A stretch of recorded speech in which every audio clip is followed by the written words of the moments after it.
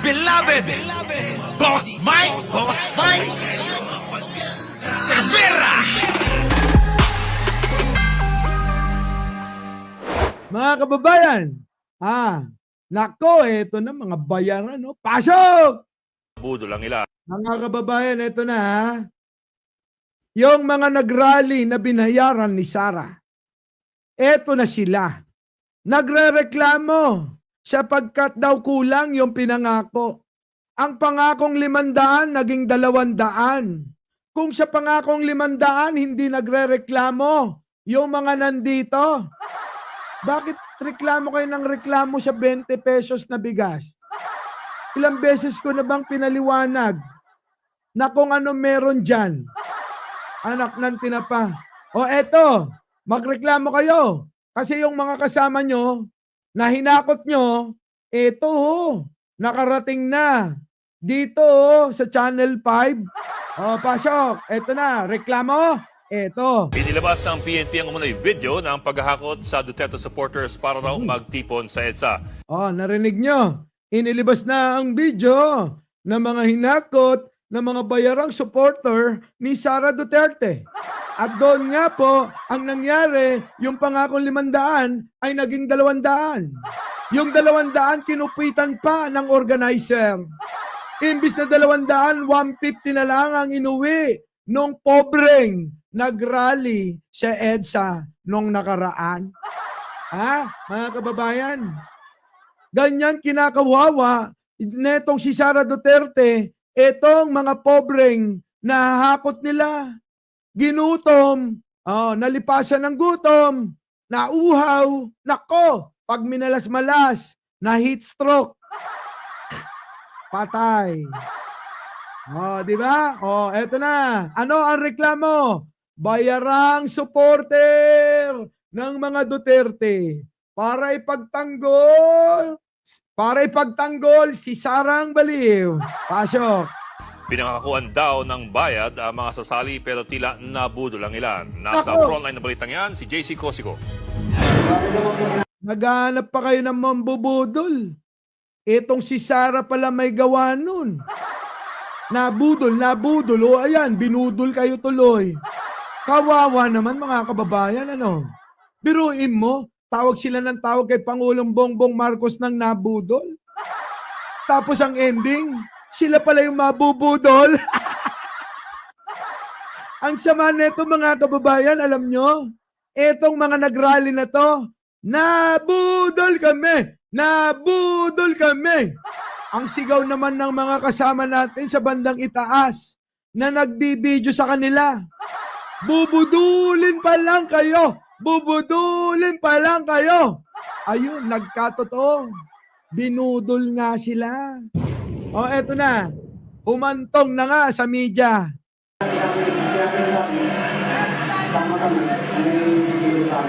Ipiniresenta ng PNP ang video na umano'y paghakot sa mga supporters ni Vice President Sara Duterte para dumayo sa EDSA Shrine. May video rin na pagsusulat sa logbook para raw sa umano'y pagbabayad sa mga sasali.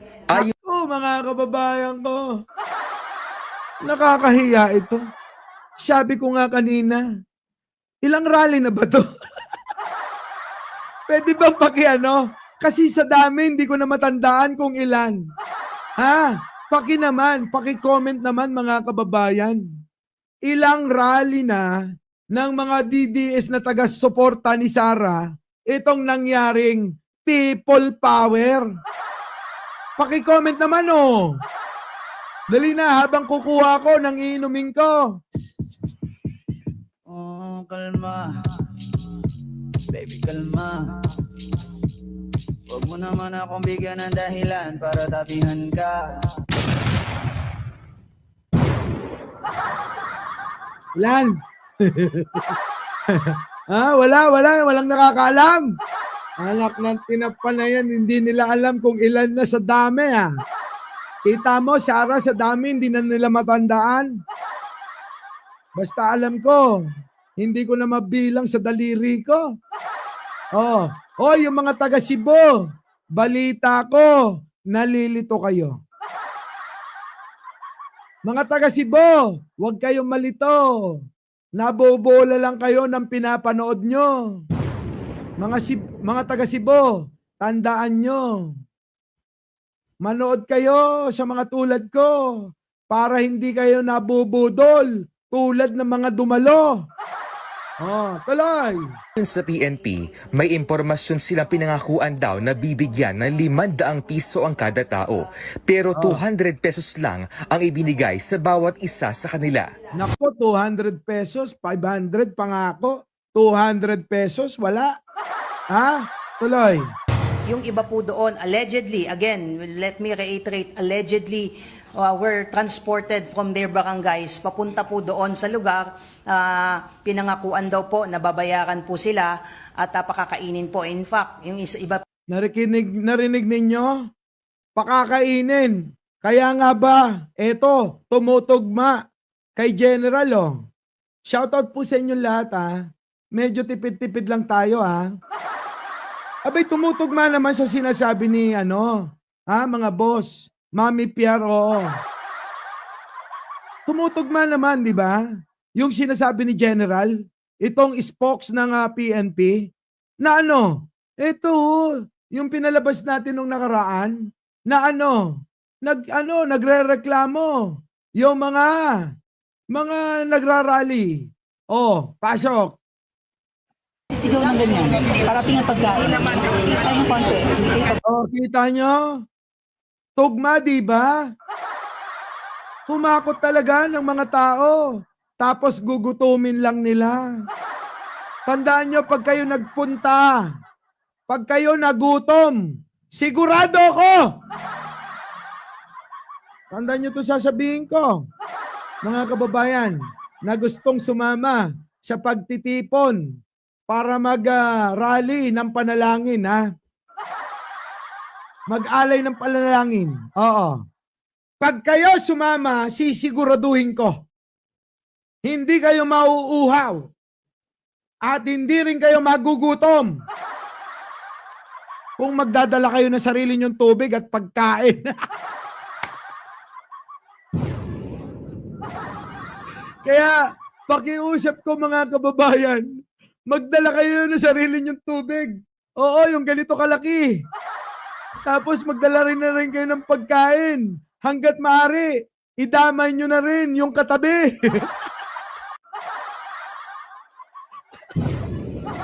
Mga kababayan, kasi ito, kanya-kanya to. Walang solicitation. Hindi manghingi kahit sino. Oo, ang aking suhestyon unang-una, walang tatanggap ng kung anong donasyon. Lalong-lalo na sa mga mahal na mahal nating OFW.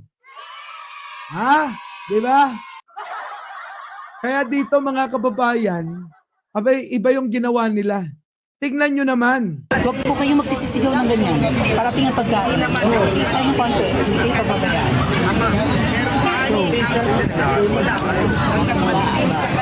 Ikaw kaya mawi ang magutom. Di ba? Ikaw kaya mawi ang magutom. Oh, okay lang yan, Boss Mike, na magdala kami ng sariling naming pagkain at tubig. Okay tanyo? Ganyan dapat. Oo, kasi ako magdadala ko. Pupunuin ko yung sasakyan ko. Para pagka may mga nakalimutang magdala ng baon, bahala na kayo.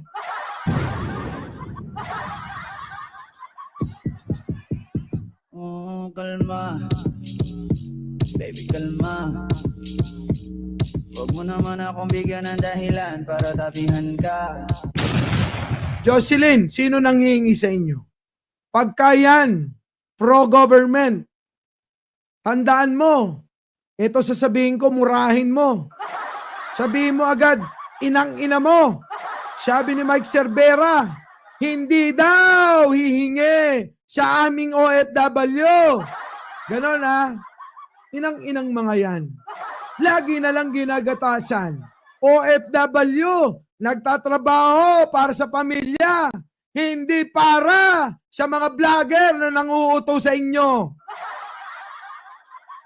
Tandaan nyo yan, mga kababayan. Oh, tuloy.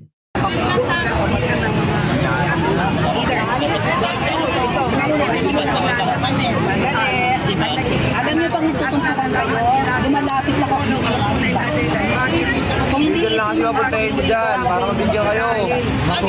Isuot nyo daw yan, kulay itim sa noo. Isuot nyo yung kulay itim na tali, ribbon sa noo. Kung yung mga dating dilawan nagtatali sa braso, sila naman sa noo, sa ulo. Ano kaya itsura ni Bato?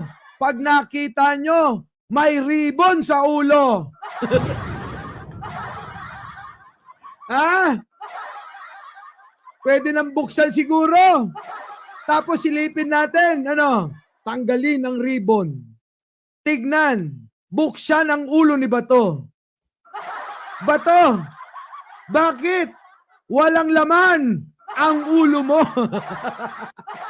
Ay, nako, mga kababayan. O sige, ito na. Nagreklamo.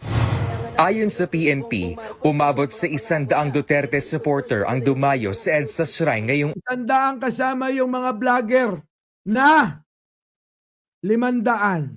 Ay, 50. Ulitin ko. 100 yung dumalo sa rally na panawagan people power para pababain sa pwesto si Pangulo. 100, 50 yung vlogger nila. 50 na lang hinakot nila. Hindi pa nabigyan ng tag-500. Hindi pa napakain. Ginutom. Hindi pa binigyan ng tubig na uhaw. Kawawang mga pobre.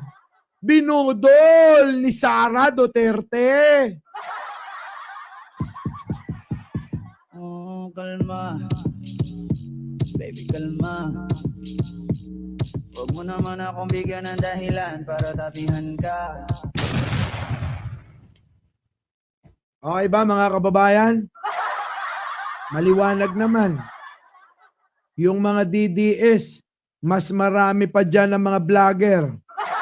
Di ba, Pepe Malonzo? Sa inyo pong lahat, shoutout sa inyo. Opo. Maraming salamat sa pagmamahal. Biruin nyo, mula nung isang araw, nadagdagan na naman tayo ng 3,000. Sobra na yung ginagawa nyo. Minsan nakakahalata na ako.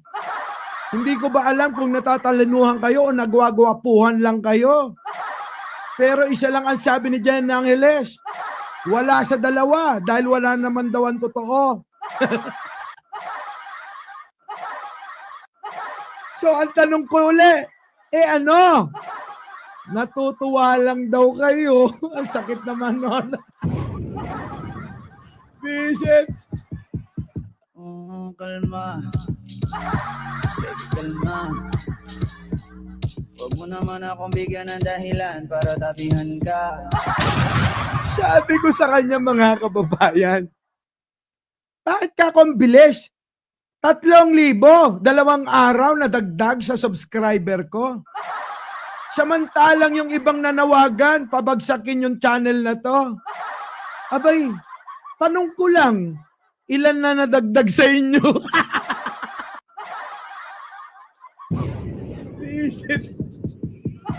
Oh, kalma. Baby, kalma. Huwag mo naman akong bigyan ng dahilan para tapihan ka. Oo mo, hindi nga eh. Tinanong ko si Jan Angeles, sinagot ako. Sabi ko, ang bilis siguro nagawagapuhan o natatalinuhan. Sabi niya sa akin, wala sa dalawa yan. Ang totoo, natutuwa lang sila sa iyo. Totoo naman, okay na yon, may aliw factor. Kaysa naman napangitan na, nabubuhan na, wala ka pang sense of humor. Oh, kalma. Baby, kalma. Di ba? Huwag mo naman akong bigyan ng dahilan para tapihan ka. Di ba, Catherine Galpo, biruin mo, pangit ka na, bobo ka na, tapos wala ka pang sense of humor. Ano pa? Kaya wag na kayong magtaka. Sa mga nananawagan na bumagsak yung channel na to, di ba, sabi ko sa inyo, ang nagpapakatas ay binababa. At ang binababa ay tinataas. Di ba? O, yung mga nag-unsubscribe, balik na. Oo, nabula lang kayo. Oh, sige. Sunglass lang ang mataas. No, kundi naman. Kaya alam nyo mga kababayan, tao sa puso, yung aking pasasalamat, ang karangalan po ay nasa akin, galing sa inyo. Kaya maraming salamat po. Opo, ha? Tuloy! Araw. Ang iba sa kanila nakahiga na sa gilid ng kalsada. Meron din silang food packs. Ilang araw nang nasa EDSA Shrine ang Duterte supporters para ipahayag ang suporta kay Vice President Duterte sa gitna ng kinekwestyong confidential funds ng bise. Ang dati namang kaalyado ng mga Duterte na si Larry Gadon, tinawag na bayaran ang mga nasa EDSA Shrine. Ay, totoo naman. Totoo naman. Bayaran talaga. Si Takero nagbablog na. Ano kaya mangyayari? Oo. Doon sa mga binalita ko nung nakaraang araw sa inyo. Diba? Oh, tuloy. Huwag kayong mag-alala. Tingin ko may mangyayaring maganda. Oo. Ayaw ni Pangulo. Mr. President, mahal ka namin. Pero, hindi namin control yung isip ng ibang tao. Oo, di ba? Tuloy. Napakakonti. Bayaran na nga, konti pa. Mas marami pang nanonood sa gay beauty contest kesa dyan sa mga maisog rally nyo. Paano pupunta't magkakaroon ng gay contest? Kung si Sara, inaway niya. Paano pupunta yung mga bakla? Ayan na, sinasabi ko na. Para wala nang nanunokso dyan, bakla. Oh, paano nyo? Pupunta yung mga bakla na katulad ko ni namin. Oh, sige. Paano pupunta yung katulad namin ni Direk Freddy? Kung inaway ni Sara Duterte. Kita nyo mga kababayan, kawawa naman sila. Oh, mag-like muna. I-like nyo naman, si Secretary Gadon. No, kaya nakakahiya kayo. Palibasa, kayong mga DDS, mga tanga, mga istubido, mga bobo.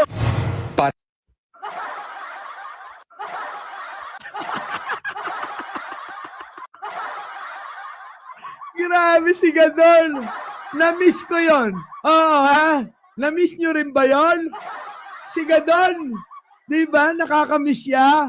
Buti na lang lumabas uli siya. Oh, wait lang. Secretary, pakiulit naman. Dahil marami dito, miss na miss ka. Kasama na ako, ha? Oh, sige, tuloy. Ito, attorney, pasok! Banatan mo!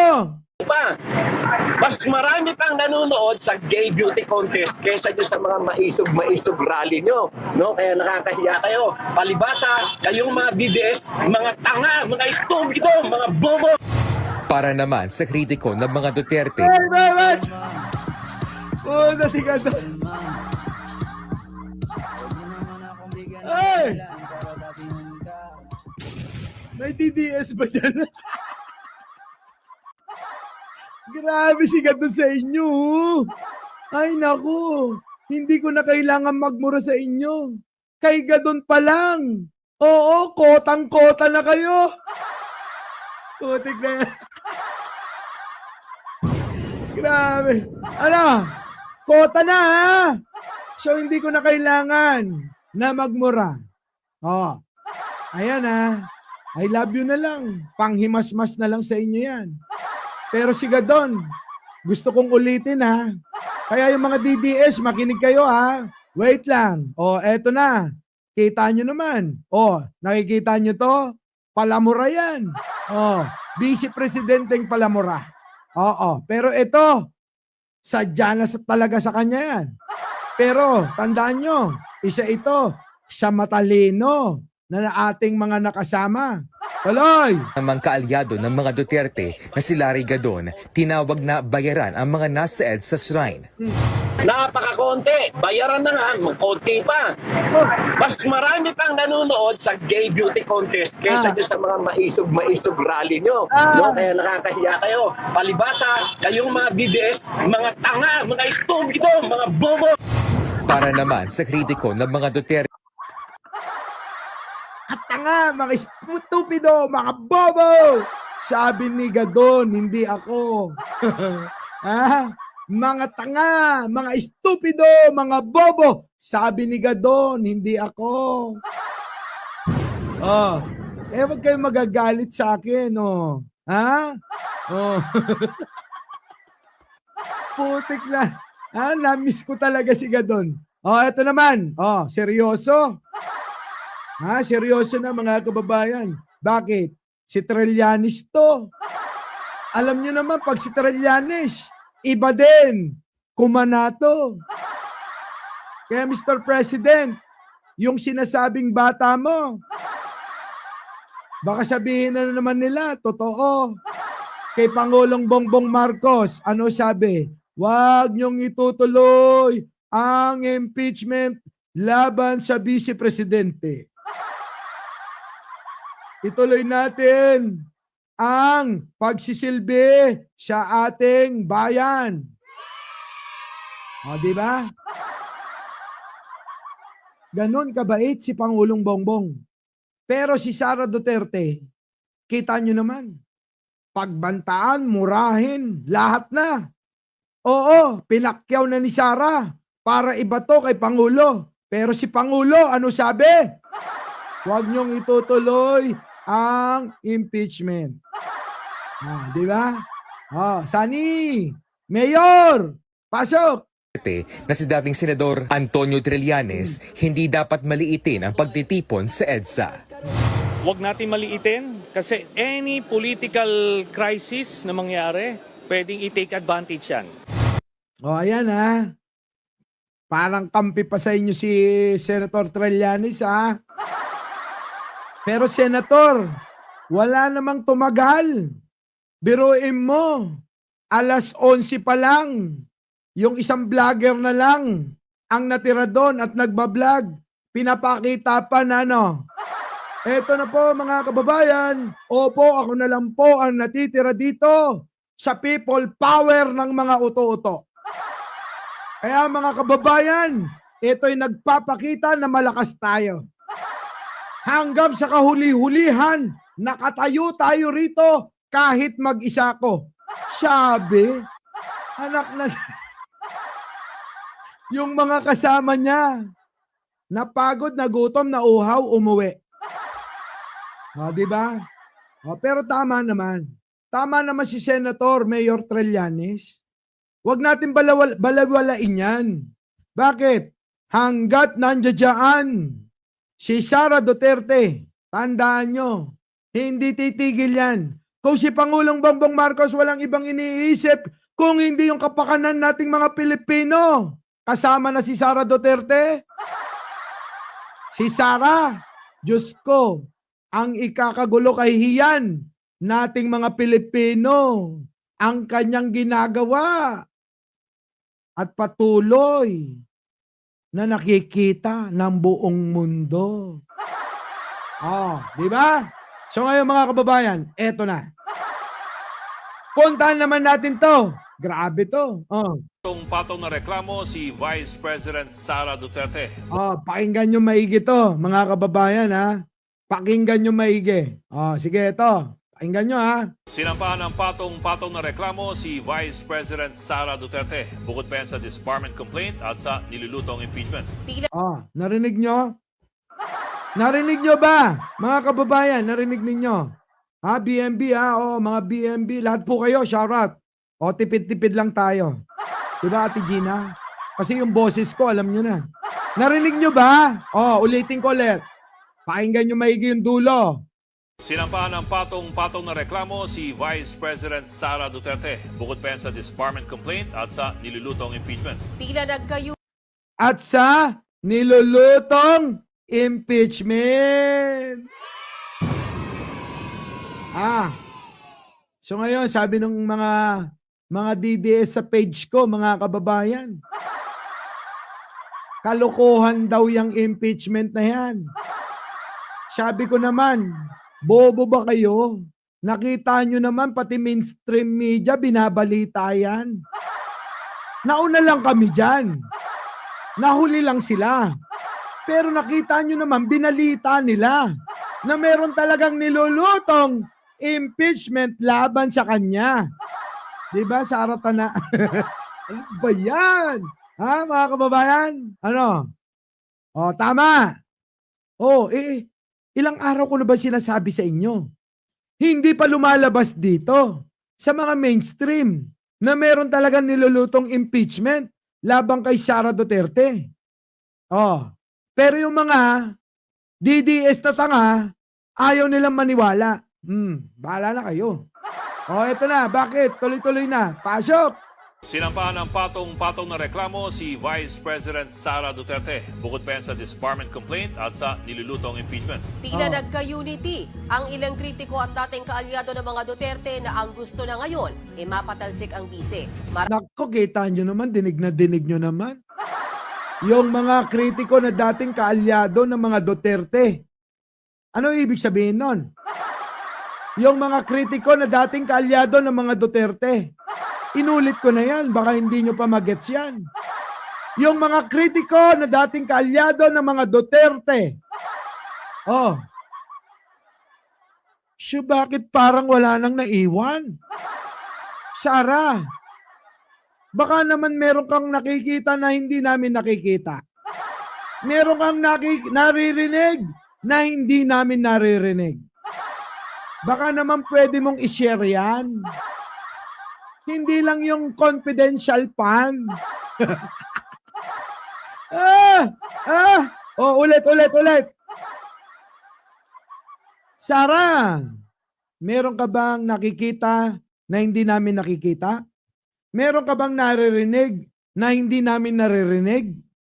Kaya malakas ang loob mo na mag-rally kasi sabi nila sa iyo, marami kayo. At marami kang nakikita na pupunta ng EDSA. Kasi hindi namin nakikita. Baka po pwede. I-share mo naman yan. Bisit, ano? Ha? Sige, baka naman nandito sa balita.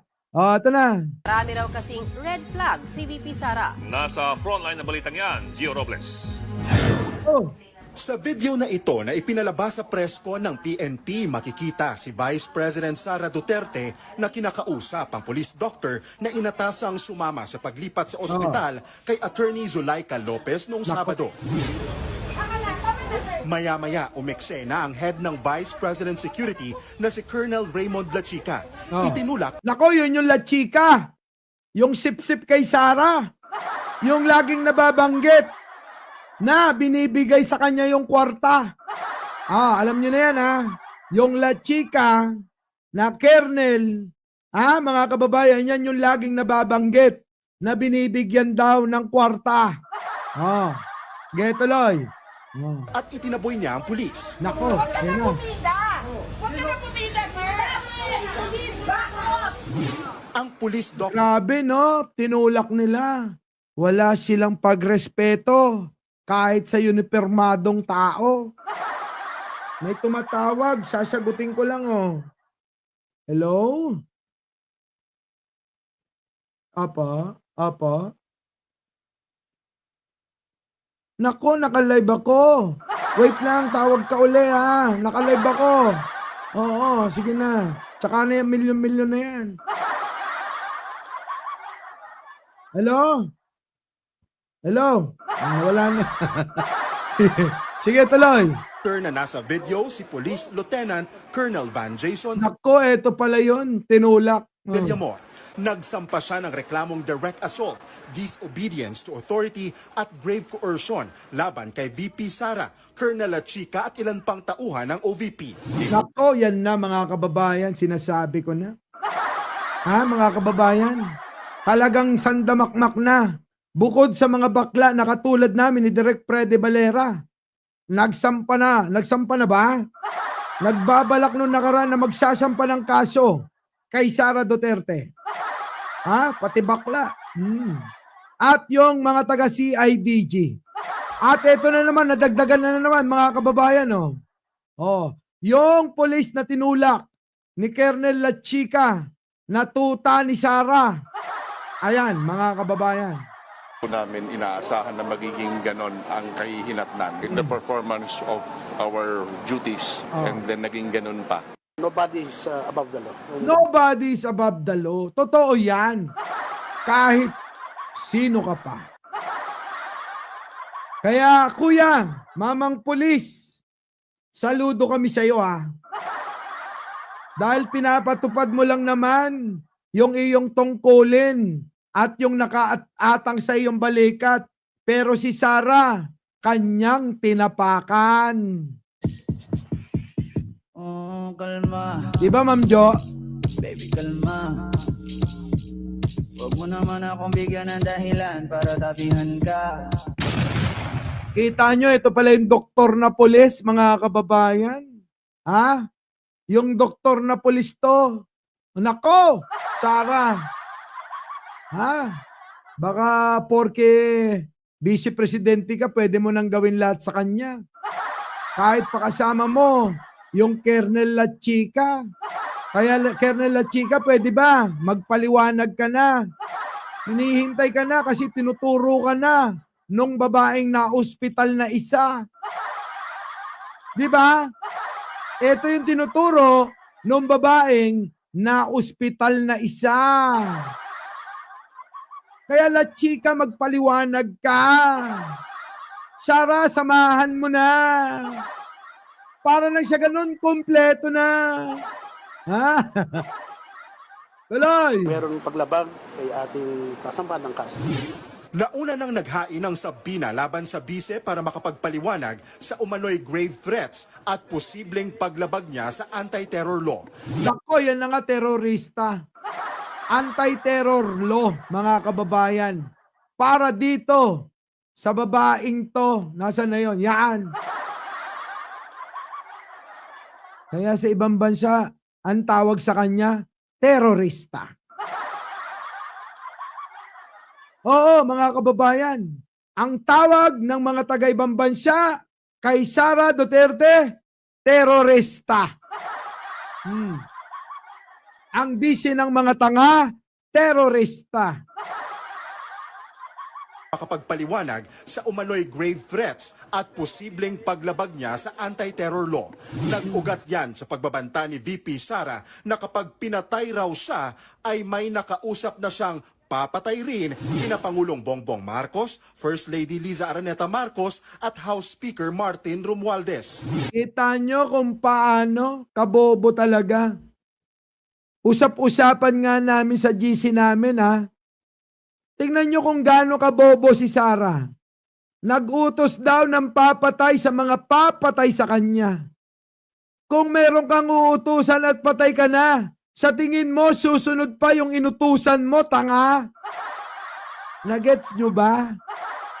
Ha? Ha? Nagets nyo ba?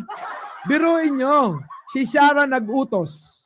Pag namatay daw siya, kailangan patayin niya yung mga taong pinagdududahan niya. Si Pangulong Bongbong, First Lady, at si Speaker Romualdez. Pag namatay siya. Kung namatay na siya, sa tingin niya ba susunod pa yung taong inutusan niya na binayaran niya? Siyempre hindi na. Nasa kanya na yung pera. Patay ka na. Pero hindi yun ang naratibo rito, mga kababayan. Maliwanag si Sara. Pinagloloko mga tao. Our beloved Boss Mike Cervera.